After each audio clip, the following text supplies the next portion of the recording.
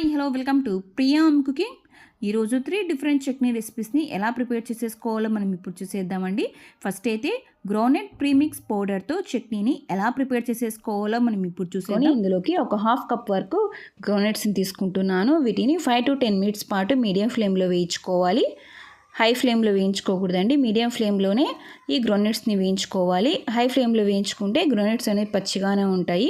అలా కాకుండా మీడియం ఫ్లేమ్లో వేయించుకోవాలి. ఇలా వేయించుకున్న తర్వాత ఇందులోకి 1 కప్పు వరకు పుట్నాల పప్పును వేస్తున్నాను.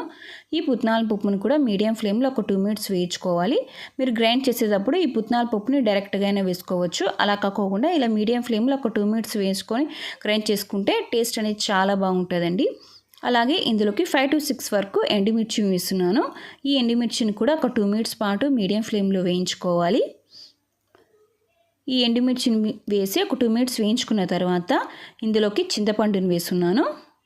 స్టవ్ ఆఫ్ చేసుకొని ఇందులోకి చింతపండుని వేస్తున్నాను. ఈ చింతపండు అనేది ఈ ప్యాన్ హీట్కే కొంచెం సాఫ్ట్గా అయిపోతుంది. మనకి చట్నీలో చింతపండు అనేది చాలా సాఫ్ట్గా గ్రైండ్ అయిపోతుందండి. ఇలా 2 minutes అంతా బాగా మిక్స్ చేసుకోవాలి. చింతపండు వేసిన తర్వాత ఇలా అంతా బాగా మిక్స్ చేసుకున్న తర్వాత వీటిని పూర్తిగా చల్లారనివ్వాలి. ఇలా పూర్తిగా చల్లారిన తర్వాత మనం వీటిని గ్రైండ్ చేసుకుందామండి.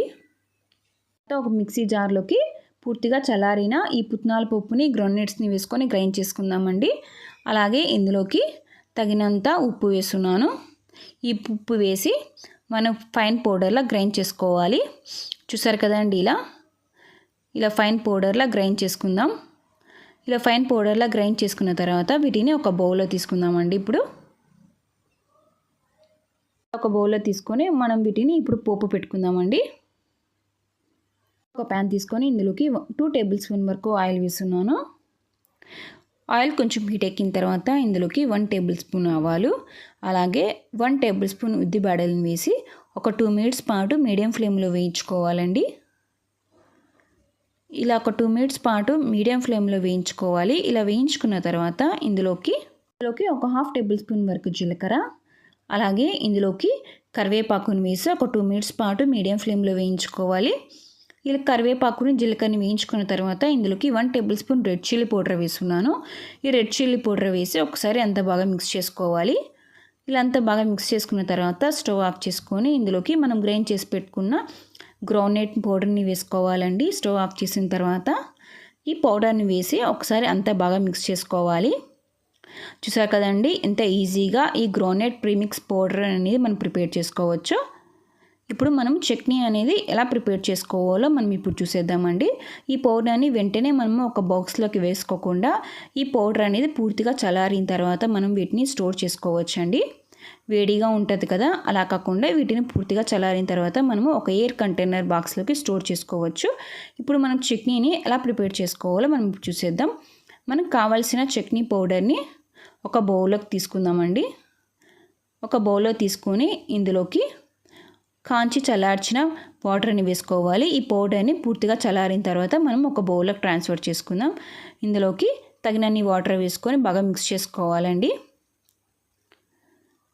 తగినన్ని వాటర్ వేసుకొని మిక్స్ చేసుకుంటే చూసారు కదండి, ఇన్స్టెంట్గా ప్రీమిక్స్ పౌడర్తో చట్నీ అనేది ఎంత ఈజీగా చేసుకోవచ్చో, అలాగే టేస్ట్ కూడా చాలా బాగుంటుందండి. ఈ ప్రీమిక్స్ పౌడర్ అనేది ఒక 2 to 3 minutes వరకు మనం వీటిని స్టోర్ చేసుకోవచ్చు. ఎక్కడైనా జర్నీకి వెళ్ళినప్పుడు ఇలా ఇన్స్టెంట్గా చట్నీ అనేది ప్రిపేర్ చేసుకోవాలి అంటే ఇలా ప్రీమిక్స్ పౌడర్ని మనం స్టోర్ చేసుకోవచ్చండి. చూసారు కదండి, ఎంత ఈజీగా ఈ గ్రౌండ్నట్స్తో ప్రీమిక్స్ పౌడర్ అనేది మనం ప్రిపేర్ చేసుకోవచ్చు. కోకోనట్ ప్రీమిక్స్ పౌడర్ని ఎలా ప్రిపేర్ చేసుకోవాలో మనం ఇప్పుడు చూసేద్దామండి. చాలా ఈజీగా చేసుకోవచ్చు ఈ కోకోనట్ ప్రీమిక్స్ పౌడర్ అనేది.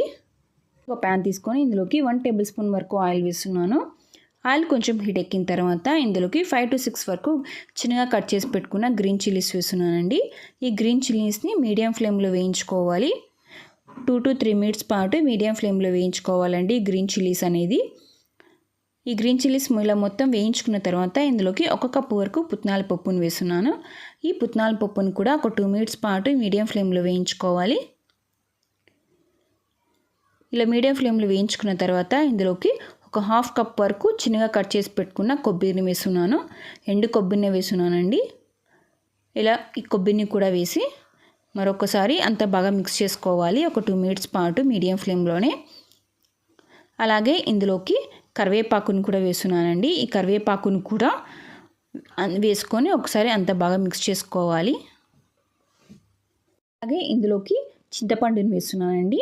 ఈ చింతపండుని వేసి ఒకసారి అంత బాగా మిక్స్ చేసుకోవాలి. ఈ చింతపండుని వేసిన తర్వాత మనం వీటిని స్టవ్ ఆఫ్ చేసుకొని ఈ ప్యాన్ హీట్కి మనకి చింతపండు అనేది సాఫ్ట్గా అయిపోతుంది.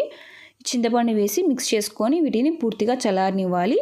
పూర్తిగా చల్లారిన తర్వాత ఒక మిక్సీ జార్లో వేసుకొని మనం వీటిని గ్రైండ్ చేసుకుందామండి. ఇందులోకి తగినంత ఉప్పు వేసుకొని ఫైన్ పౌడర్లా గ్రైండ్ చేసుకోవాలి.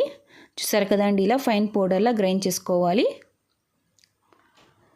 ఇలా గ్రైండ్ చేసుకున్న తర్వాత మనం వీటిని ఒక బౌల్లో తీసుకుందామండి.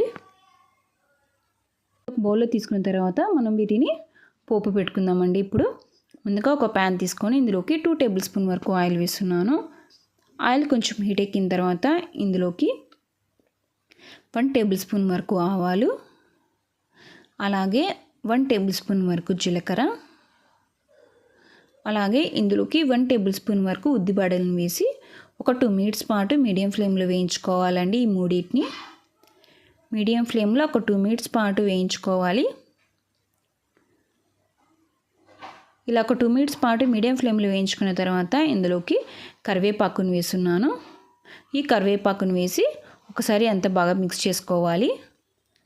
అలాగే ఇందులోకి 2 నుంచి 3 వరకు చిన్నగా కట్ చేసి పెట్టుకున్న రెడ్ చిల్లీస్ వేస్తున్నాను. ఈ రెడ్ చిల్లీని వేసి ఒక 2 మినిట్స్ పాటు వేయించుకోవాలి.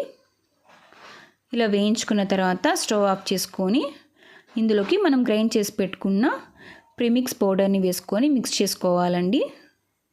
స్టవ్ ఆఫ్ చేసుకొని ప్రీమిక్స్ పౌడర్ని వేసుకొని మిక్స్ చేసుకుంటే ఈజీగా చట్నీ అనేది మనకి రెడీ అయిపోతుందండి. చూసారు కదండి, కోకోనట్ ప్రీమిక్స్ పౌడర్ అనేది ఎంత ఈజీగా చేసుకోవచ్చో. మనం వీటిని ఒక బౌల్లో తీసుకుందాం. ప్రీమిక్స్ పౌడర్ని మనం పూర్తిగా చల్లారిన తర్వాత ఒక ఎయిర్ కంటైనర్ బాక్స్లోకి స్టోర్ చేసుకోవచ్చు అండి.